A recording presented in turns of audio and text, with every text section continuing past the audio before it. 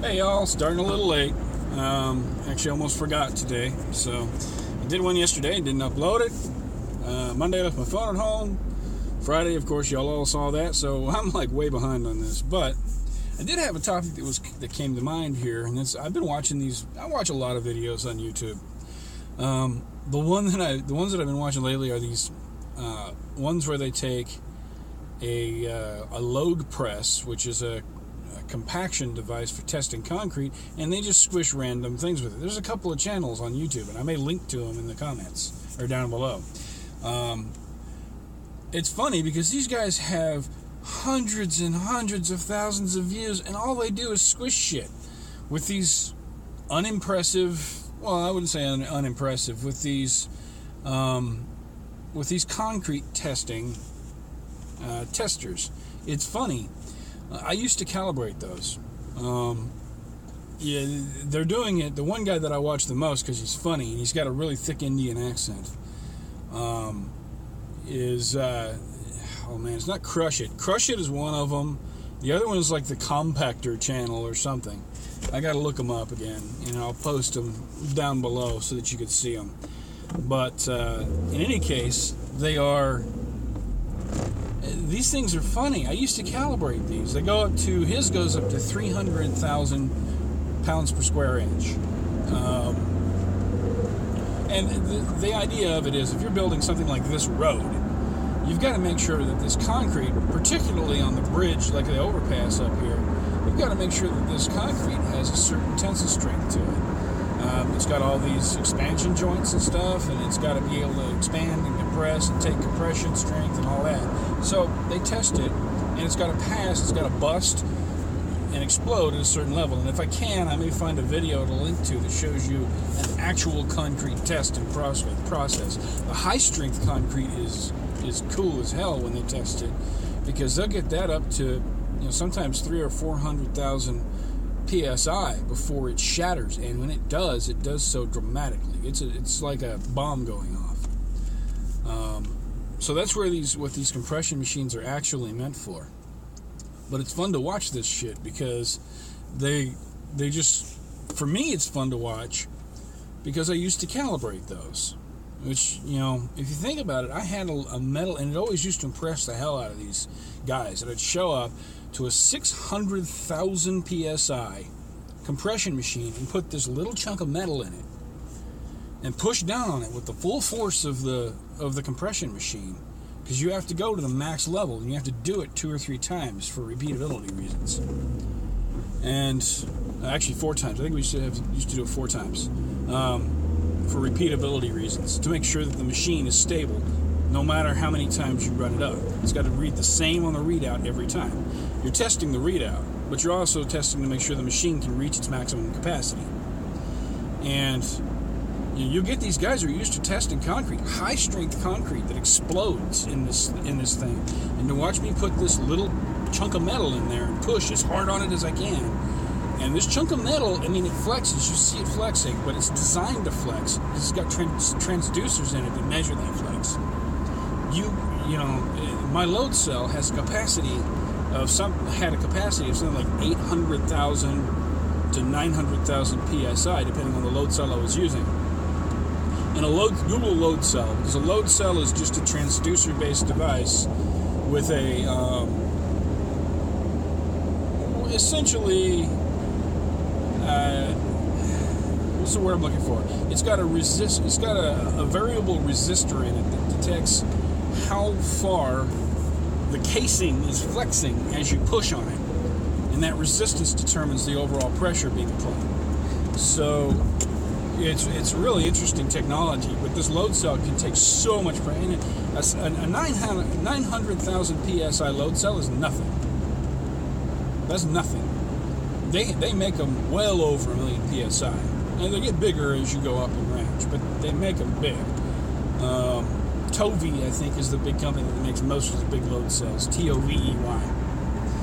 But it's fun to watch these. And I'll put a link, like I said, I'll put a link in the description to a couple of these different videos. But it's very interesting to watch them squish random things. And oftentimes I'm thinking to myself, because these machines aren't cheap, and they keep them around. They're easy to fix. I used to have to fix them too, but they're big industrial metal machines, and all it is just a hydraulic press.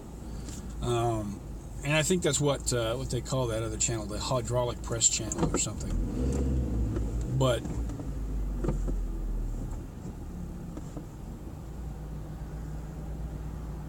they're big, impressive machines that, but they're big machines.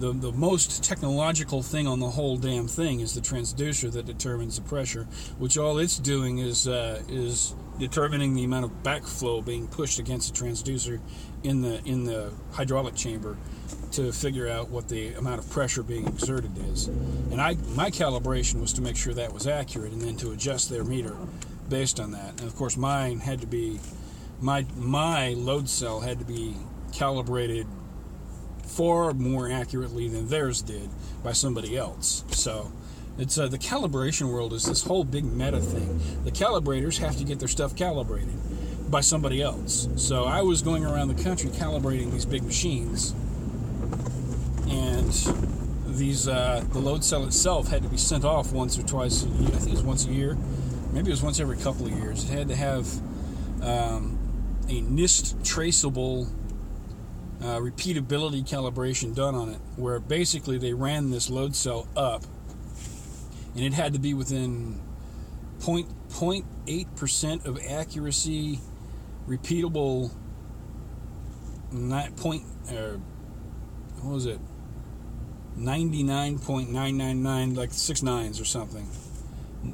6 nines repeatability, I believe is what it was. Which was 99999, 0.99999. So 99.99999, bunch of nines.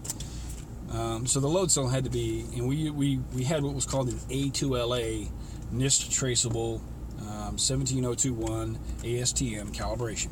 Whole lot of fucking terms. It basically means this load cell that I used was expensive, and it worked really, really well. That was a fun job. Look up Qualtech Associates. In fact, I may link them in the video here. That's who I used to go around the country doing those calibrations for. And they're one of many companies that do these calibrations. But the equipment we used was expensive, had to be calibrated really accurately, had to be verified. We had our own certifications for the calibrations we did. So it was fun, It was an interesting job. I liked it. But no, it's funny to watch these videos with people squishing shit. And I'll link to a whole bunch of stuff. This is the first time I'm going to do a video where I'm going to sit and link a whole bunch of stuff after I upload it. I'll upload the video and get it going. If you watch it today, you may not see the links on it because I'm going to go back in and edit the description later. Because I just get to work. Once I get on the Wi-Fi, I upload the video with a basic description. And then I'll go in probably later today during my lunch, and I'll go ahead and update the description with all the links that I want to post, because this is kind of an interesting subject. Calibration, for me it was a really fun job because I got to drive around the country, but I'm terrible at math. Thankfully the company I worked for had programs that did all the math for you. But one of the things that I used to calibrate all kinds of shit at geotechnical labs, and that's who uses these, is Geotech Labs. But anyhow, these guys, I always think when they're doing these, crush random things with a concrete compactor, with a concrete tester, I'm always thinking to myself, man, they're damaging the seals when they do this. They have to be, because when you overrun one of these compactors, or you push it against something for an extended period of time, hydraulic fluid wants to push past the seals. And the seals in those things are hard, especially from a down pusher, which is what they're using most of the time. The seals in these fuckers are hard to replace. With a down pusher, which is what they're using, these things either push from the bottom or they push from the top. The down pusher, you've got to push the piston out. Getting the piston out is easy, but then putting it back in once you've replaced the rings in there, you've got to lift that piston back up into place, perfectly align it, retract it to the point to where the pins can go in it perfectly, align the pin and put it back in. So, and that pin, that piston, depending on the compression strength of the machine, so a 600,000 pound compression machine, a 600,000 pound PSI compression machine has about a, what's the diameter on that piston? I want to say it's like a 10-inch piston that's about a foot long, made of steel. The thing weighs over 100 pounds. So you got to lift that thing up, usually with the assistance of some straps or some kind of a jack or something. Whereas a bottom pusher, where it pushes up from the bottom, those are a lot easier. Just because all you do is you pull the pin out of it, intentionally overrun the piston until it pops out. Then you need some help to put the piston on the floor. You have someone help you pick it up and put it on the floor. Because again, it weighs over 100 pounds. It weighs probably, on a 600,000 PSI machine, that thing's, like I said, it's going to weigh like 150 to 200 pounds. And then when you go to put it back in, you just put the rings in it. You put the rings in it. You let the thing fall. You pick it up, put it in, let it fall to the bottom. You put your retention pin back in it so that when it comes all the way up, it only goes up a certain amount. And then you refill it with hydraulic fluid. And when you do all this, you always change the hydraulic fluid on these machines. And they just use transmission fluid. ATF transmission fluid, which is the most interesting thing in the world, that's all they use. These 600,000 pound high accuracy compression machines use freaking transmission fluid. It's actually some of the best hydraulic fluid out there. But they are incredibly hard to work on, in that they are big, heavy machines. And if you're doing what you're doing to this machine, you're running it up against something and holding it hard against it. So they're squishing things like aluminum and marbles and steel ball bearings and things like that on these channels. And I'm thinking to myself, man, they're gonna break this machine.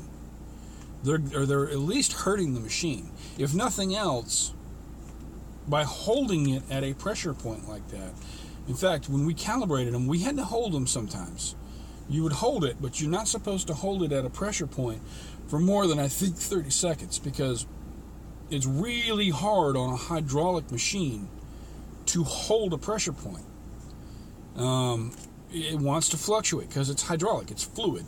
Fluid dynamics are pressure based, and you're putting a lot of pressure on those lines, you're putting a lot of pressure on those seals, you're putting a lot of pressure on the motor. And if you're holding a pressure point, particularly a high pressure point, one of those can give.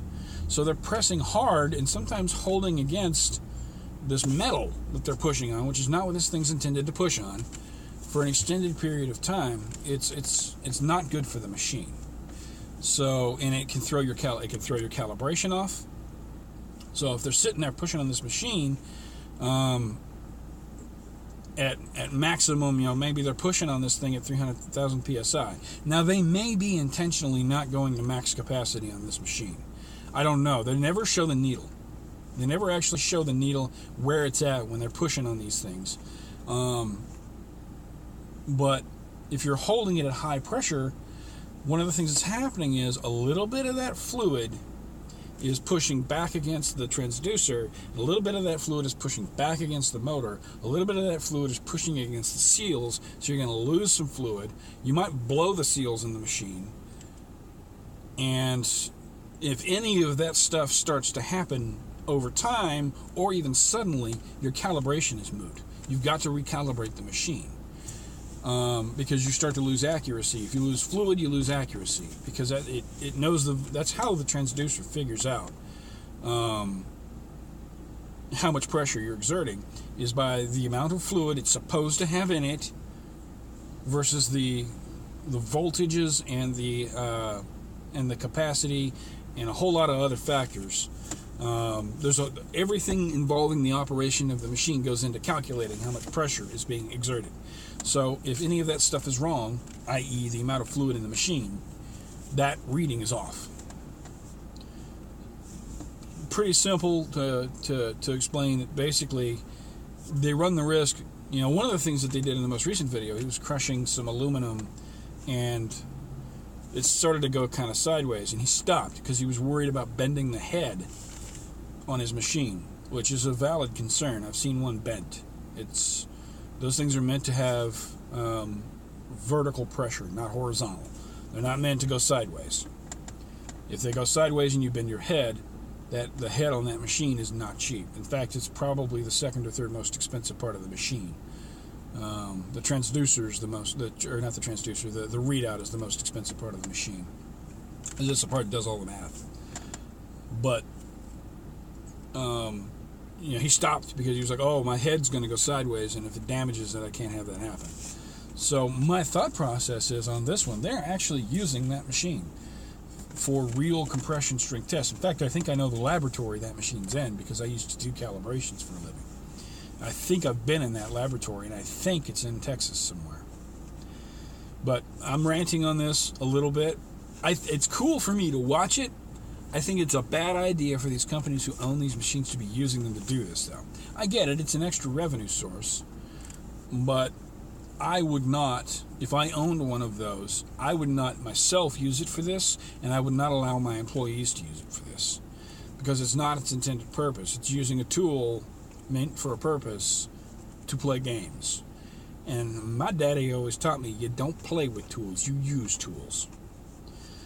So, anyhow, that's the end of my rant. I think it's funny that they use these machines for this, but I'll put a few links, like I said, before the end of the day. I'll put a few links in my description, kind of talking about these machines, show you some information about what they are, and we'll talk about it in the comments. If you have any comments, concerns, questions, quandaries, nobody's watching this, but if someone does watch it and have an interest, let me know. Bye.